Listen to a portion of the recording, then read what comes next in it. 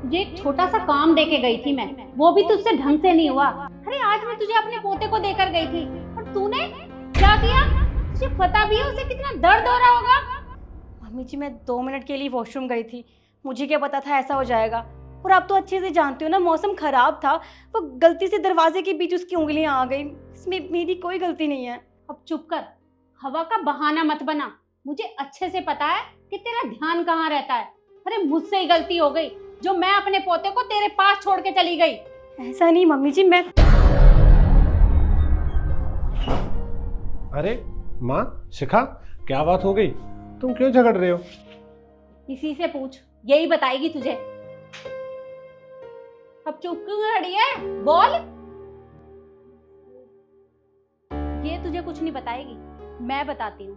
तुझे पता है, अरे आज इसकी वजह से मेरे पोते का हाथ गेट में आ गया और उसे पता है कितना दर्द हो रहा है। क्या?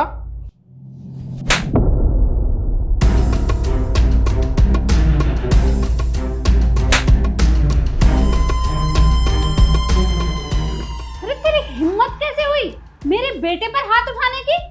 अच्छा, आपका बेटा बेटा, क्या मैं किसी की बेटी नहीं हूँ? और इनकी इतनी हिम्मत, इन्होंने मुझे थप्पड़ कैसे मारा? हाँ तो तूने गलती की है तो थप्पड़ तो तुझे पड़ता ही। मेरे बेटे ने कोई गलती नहीं की तुझे थप्पड़ मार के। अरे तो मैंने कौन सी गलती कर दी?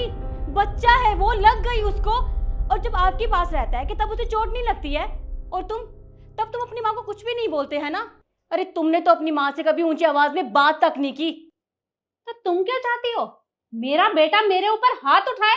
अरे वो मेरा बेटा है, मैं माँ हूँ उसकी। तो मैं भी उसकी बीवी हूँ और ये बात उसे पता होनी चाहिए। अरे तो बीवी हो तो क्या हुआ?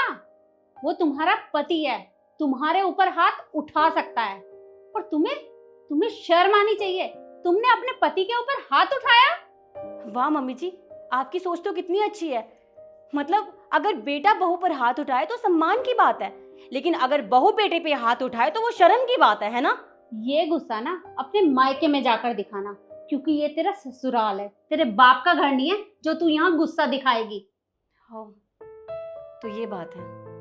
मम्मी जी, आज तक तो मुझे समझ में नहीं आया कि मेरा घर कौन सा है। जहाँ मैं अपने बच्चों के साथ, अपने पति के साथ रहती हूँ वो मेरा घर है, या जहाँ मेरे माता पिता का घर है वो मेरा असली घर है। असल में तो बात ये है ना कि औरत का कोई घर होता ही नहीं है।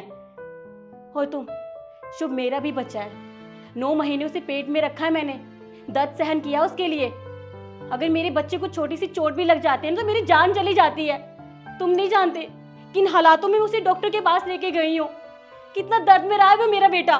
लेकिन तुम ये बात नहीं समझ सकते, मैं समझ सकती हूँ क्योंकि मैं माँ हूँ उसकी। अरे मेरा दिमाग ही खराब था जो मैंने शादी कर ली, बच्चा पैदा कर लिया। अगर मैंने अपने फ्यूचर के बारे में सोचा होता ना तो ये सब नहीं होता। अरे मुझे क्या, हर लड़की को अपने फ्यूचर के बारे में पहले सोचना चाहिए।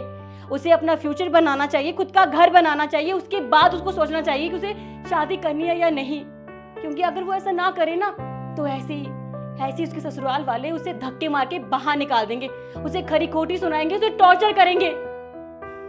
और हाँ, एक बात और, अब अपने घर के लिए काम खुद कर लेना, क्योंकि मैं अपने घर के लिए काम करूंगी। सबसे पहले अपना घर बनाऊंगी, उसके बाद अपने घर के लिए काम करूंगी, दूसरों के घरों के लिए काम नहीं करूंगी मैं। समझे आप?